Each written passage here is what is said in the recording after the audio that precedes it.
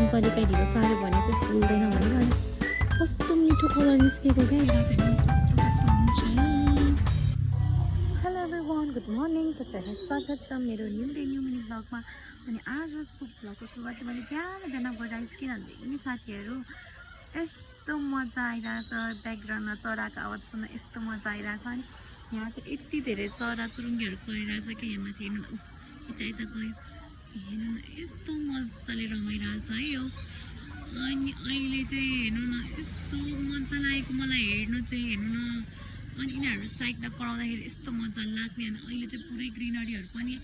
फेरिरहेको छ नि त पुरै यस्तो भइरहेछ अनि हाम्रो तल यसको स्याङ्गीभन्दा तल चाहिँ नदेखाऊँ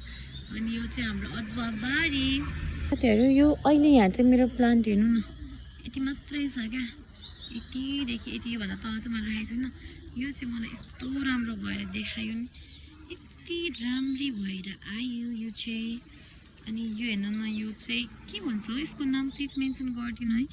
यस्तो यस्तो पाउँछ नि बजारमा मैले चाहिँ यस्तोमा रोपिदिएको अनि यो हाम्रो अजलिया यो चाहिँ दुई कलर मैले एकै ठाउँमा रोपिदिएको छु किनभने यसलाई धेरै स्पेस चाहिँदैन नि त अनि यो चाहिँ यस्तो राम्रो भएछ यो अजलिया यति मजाले फुल्छ यो चाहिँ हेर्नु न यसले चाहिँ मेरो मन नै जित्छ हो यो चाहिँ जहिले फुलिबस्छ एक दुईवटा भए पनि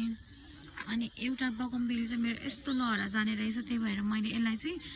यसरी बाँधेर माथि ठाक्रो लगाइदिएको नि भएन अनि यो तलै निहुऱ्यो अनि यो चाहिँ दुईवटा कलर मिक्स भएर फुल्ने एकै ठाउँमा अनि मैले यताबाट यसरी राखिदिएको छु क्या यसलाई चाहिँ अरूहरू चाहिँ साइड साइडमा फुल्छ अनि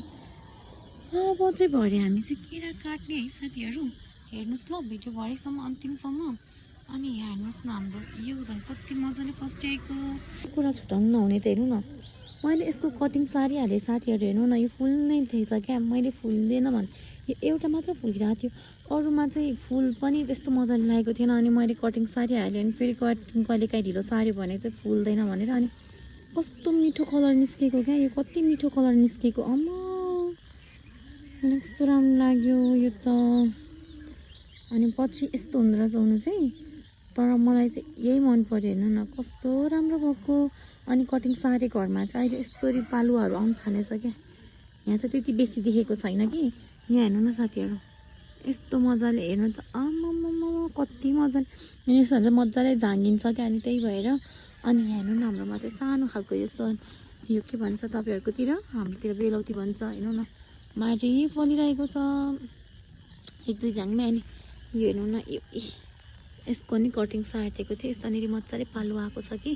अब म चाहिँ कलेज जान लेट भइसक्यो सो कलेजबाट आएर भरे पुरा भिडियो हेर्नु है त मात्र होइन है साथीहरू यो हेर्नु न यो कस्तो राम्रो भइरहेको छ यो त झन् यस्तो बुस्सै भएको छ होइन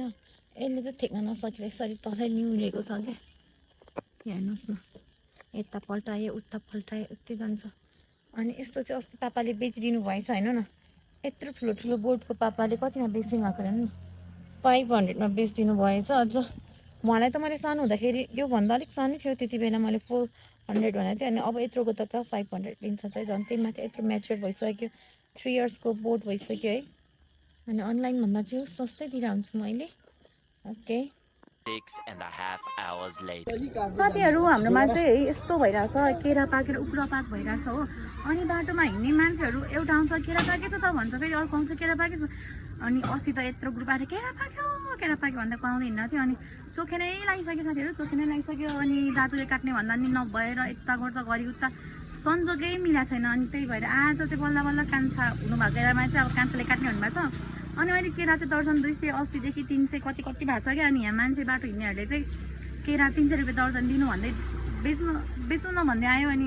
अनि जबकि यो केरा 6वटाले नै 1 दर्जन जस्तो पुग्छ क्या अनि ठुलो ठुलो छ नि त कोसा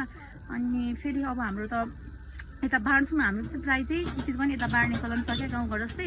अनि चिज पनि बाँड्छौँ अनि पोहोर साल नै बाँड्दा हाम्रो घरमा ट्याक्क एउटा कम थियो एउटा बढी त्यस्तै भएको थियो त्यही भएर नि अब नबेच्ने भनेको अनि अब यहाँ हेरौँ न दुईजनाले गर्दै हुनुहुन्छ हाम्रो केरा हेर्नु न त्यो यो चाहिँ साँझमा भएर यस्तो आइरहेछ है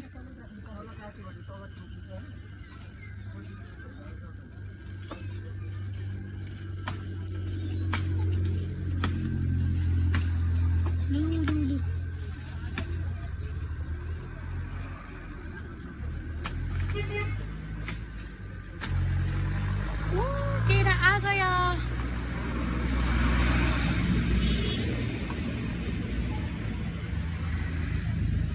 केरा आयो साथीहरू केरा आयो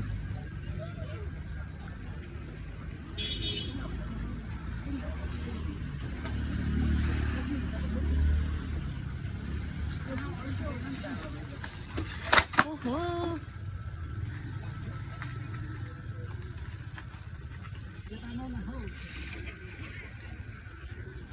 यहाँ हेल्प गरिदिनु पर्ने रे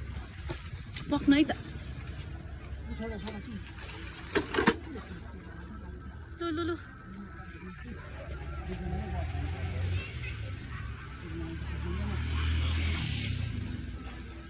लु काट्नु ओहो मैले फ्ल्यास लाइट अन गरेको साथीहरू आँखा टल्किरहेछ होला देखाउनु न बाबा त्यहीँनिर बसेर ए हाम्रो के यत्रो छ नि साथीहरू कहाँ दिएर हुन्छ साध्य हुन्छ त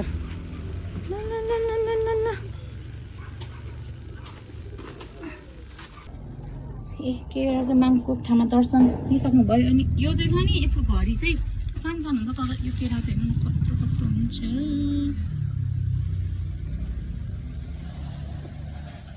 वाउ केराजी पाकेको त खानु पाएन हुने नि खान्छन् वा खाँदैनन् अनि यो चाहिँ हाम्रो माङकोठा हो सबै यस्तो चिन्ताले गर्दा हिजोले बिजोग छ सफा गर्नुपर्ने बेला भएछ साथीहरू सिट भइहाल्यो नि यो त अब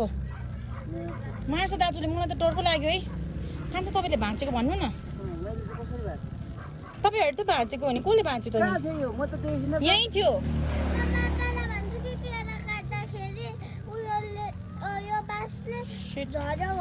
यो सेतो फुलमा नि आँखा लगाइरहेको थियो यस्तै हुन्छ क्या अस्ति यो सेतो फुल सबैले माग्दै थियो आज यस्तो भयो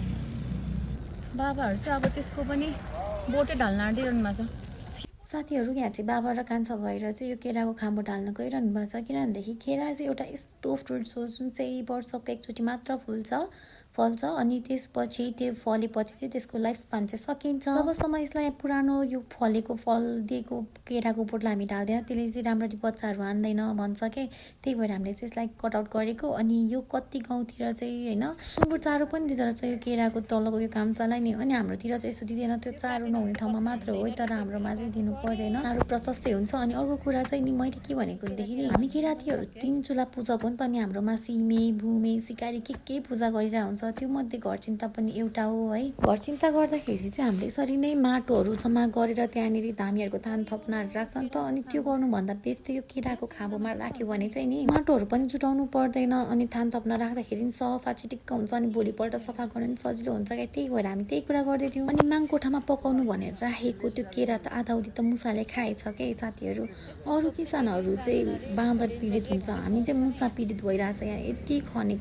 खनेको छ घर कुरै नगरौँ अनि पाकेको आधाउधी बाँकी रहेको केरालाई चाहिँ हामीले यस्तो गर्मीको मौसममा चाहिँ चिसो रसी बनाएर खानेलाई डिसाइड गर्यो तर हामीले चाहिँ घरमै जे सामानहरू के र मेटेरियल्सहरू एभाइलेबल छ त्यही अनुसार बनायो सुरुमा चाहिँ हामीले नि मरिबल हालेर बनाएको थियो भनेदेखि लास्टमा चाहिँ प्लेन लस्सी भएको थियो एकदम मिठो भएको थियो अनि हजुरहरूलाई पनि यसरी नै ट्राई गर्नु भनेर म सजेस्ट गर्छु okay bye bye see you until the next video keep loving keep supporting